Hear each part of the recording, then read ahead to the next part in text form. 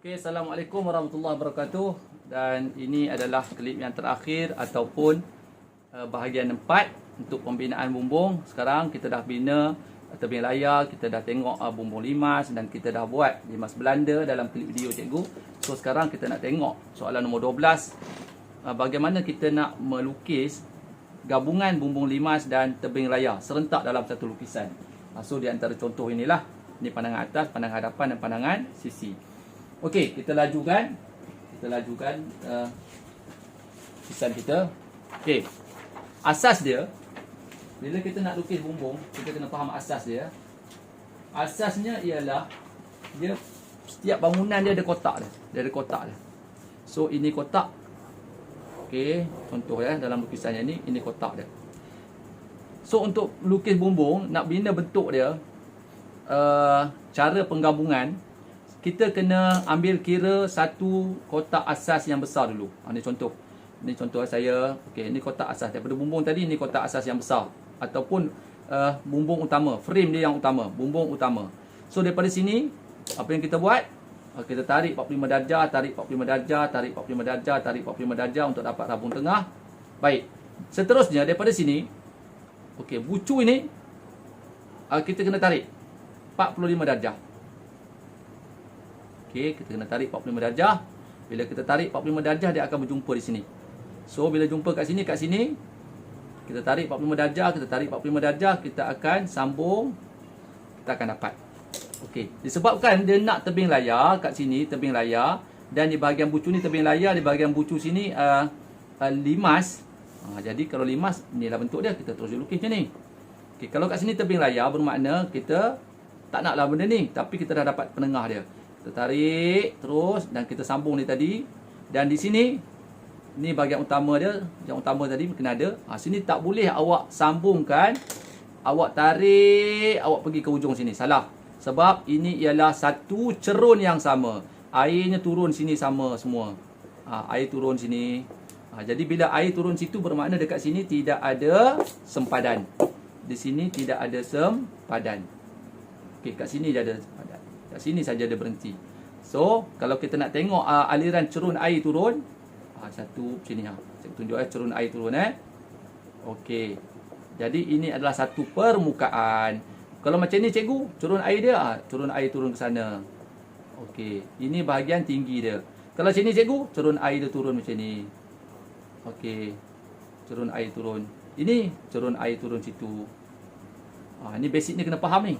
Okey. Barulah boleh awak lukis bumbung. Ingat cikgu ulang sekali lagi. Asas dia ialah ni kotak ni. Kotak ini sebagai frame utama dia. Daripada situ kita bina sudut 45 darjah untuk membina asas. Yang ini cuma tambahan unjuran ataupun tambahan bangunan yang ada pada yang utama. Macam itulah kita lukis bumbung. So sekarang kita nak aplikasi dalam lukisan kita ya. Dan aplikasi dalam lukisan kita. So, kita tengok macam cikgu buat tadi yang utama. So utama dia yang ni. Ni utama. Yang ini adalah tambahan. Okey, macam mana kita nak lukis utama ni cikgu? Ingat pada pandangan atas kita biasa guna apa? Sudut 45 darjah. Okey, setting ke atas betul. Kita lukis sudut 45 darjah. 45 darjah. Kemudian 45 darjah. Bahagian bucu sini. 45 darjah di bahagian bucu sini. Dan bila kita nak lukis kat sini, kita anggap dia ada sudut 45 darjah dia. Dengan cara apa? Dengan kita sambungkan ke ujung. Dia tak wujud sebenarnya, tapi kita nak bina asas dia dulu. Tapi dalam lukisan unjuran lah. Kalau awak tengok dalam soalan-soalan selepas ini, lagi susah. Okay, tapi ini asas yang paling penting yang awak kena tahu untuk membina bumbung awak. Okey, seterusnya apa cikgu buat? Okay, cikgu dapatkan penengah dia. So, cikgu dah dapat penengah. Okey, daripada situ, so ini tak perlulah. Ini tak perlu Cuba cikgu nak tengok bentuk ni aja. Okey. Seterusnya, daripada yang depan ni, kita pun bina sudut 45 darjah juga di sini. 45 darjah juga di sini. Kalau dalam YouTube ni tak apa. Cikgu lajukan, awak boleh ulang dalam kelas tak boleh. Dalam kelas kena slow and steady. Okey. Dan okey, kat sini pun sama juga. Kita kena tarik sudut 45 darjah. Pasal ada longkang di situ yang berbeza curam air kita.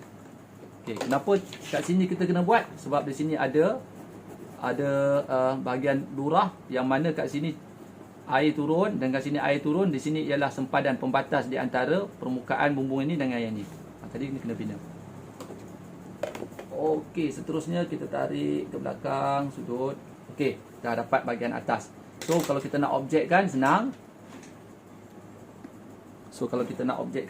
Macam mana kita nak objekkan? Okey, disebabkan ini tebing layak, limas. Ni limas. Kat sini tebing layak. Okey, jadi kita kena binalah tebing layak kita. Jadi kat sini kita terus hitam saja objek. Tengok cikgu hitam terus ya. Sebenarnya hitam ni boleh buat last. Tapi saja cikgu nak tunjuk dengan awak. Okey, objek. Okey. Okey. Tengok di sini ya. Kita bina sudut 45 darjah. Perhubungan di antara rabung ni rendah sikit dengan rabung ni bahagian tinggi. Jadi rabung rendah dengan tinggi mesti dalam sudut 45 darjah juga. Nampak cikgu sambung 45 darjah. So ini tak perlulah sebenarnya. Cuma kita buat unjuran, tak perlu Kemudian okey. Terusnya kita buat. Okey, kita dah dapat. Okey, jadi sekarang kita nak bina pandangan, lengkapkan pandangan hadapan dan sisi. Ni sisi kiri. Okey, ni sisi kanan. Ni sisi kanan, ni sisi kiri. Okey, so apa yang kita kena buat? Jadi kita kena buat dulu pertama sekali sudut 45 darjah untuk ortografik. Jadi kita gunakan maklumat apa? Maklumat dinding. Cikgu suka ambil maklumat dinding ni. Maklumat dinding. Okey. Dan maklumat dinding kita kat mana? Ini bila pandang daripada arah sini, pandangan arah sini, pandangan sisi. So dinding ini ialah yang ni lah. So rujuk pada yang ni. Jadi maklumat dinding saya yang ni. Saya tarik. Okey. Kemudian saya buat sudut 45 darjah.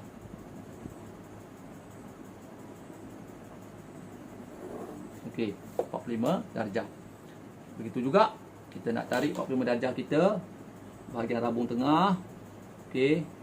Dan bahagian rabung tengah pun dah okey dah sebenarnya Okey. Rabung tengah tarik. Dan dekat sini kita akan tarik persilangan dia. Kita akan tarik persilangan dia. Okey. Cuba tengok apa cikgu buat So sekarang ini bahagian paling tinggi. Ini rabung, ni rabung rendah. Dia bahagian rabung ini rendah. Bahagian rabung ini rabung yang tinggi, yang utama. Jadi daripada bucu sini, kita nak pergi ke rabung, daripada bucu pergi ke rabung, daripada bucu ni ke rabung. Bila sebut je pandangan hadapan dan sisi, kita guna sudut berapa darjah? 30 darjah. Tengok cikgu pakai 30 darjah. So saya lukis 30 darjah. Okay, apa yang saya dapat? Kemudian saya dah dapat dah ketinggian. Nampak tak? Bila saya bersilang je di sini, makna bersilang di sini bermakna itulah ketinggian bagi kita punya bumbung.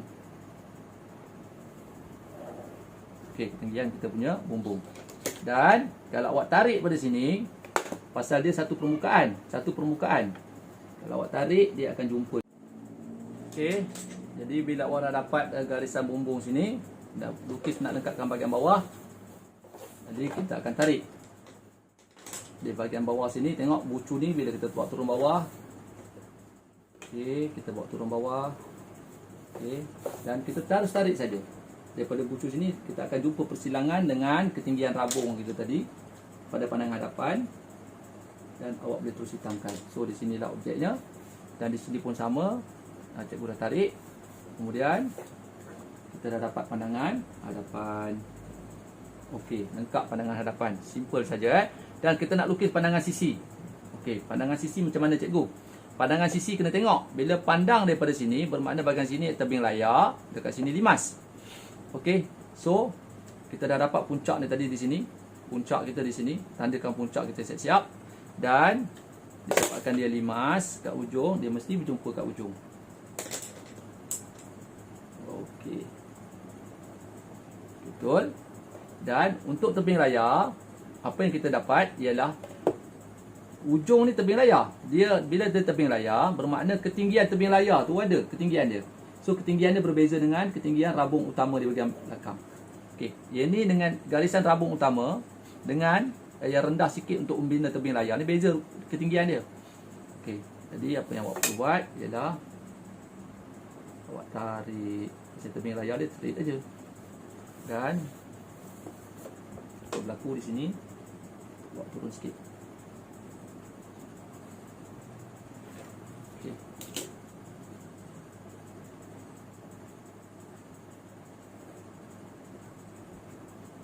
Okey. Tengok betul tak? Kita turun. Okey. Jadi kita dah dapat. Seterusnya kita berhenti di sini saja ya, sebab ini tebing layar sampai kat sini.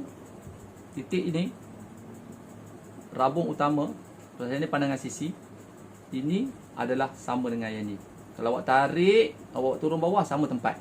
Sama saja. Pasal guna ortografik kiri kanan semua sama. Kita hitamkan objek kita. Sorry ya, cikgu lajukan perbincangan cikgu. Cikgu tak terang banyak-banyak. Okey, kemudian sebab ini tebing layar, kita straight. Ketinggian tebing layar dia, ini dia ketinggian dia. Kita tarik tadi. So ini ketinggian tebing layar. Dan kita sambung dengan ketinggian rabung utama. So disebabkan di sini pandangan hadapan ni kita ada butiran sampai mana? Okey, kita kena bina butiran untuklah. Satu tertinggal lagi cikgu lupa nak buat. Okey, kita kena tarik sini. Okey, dan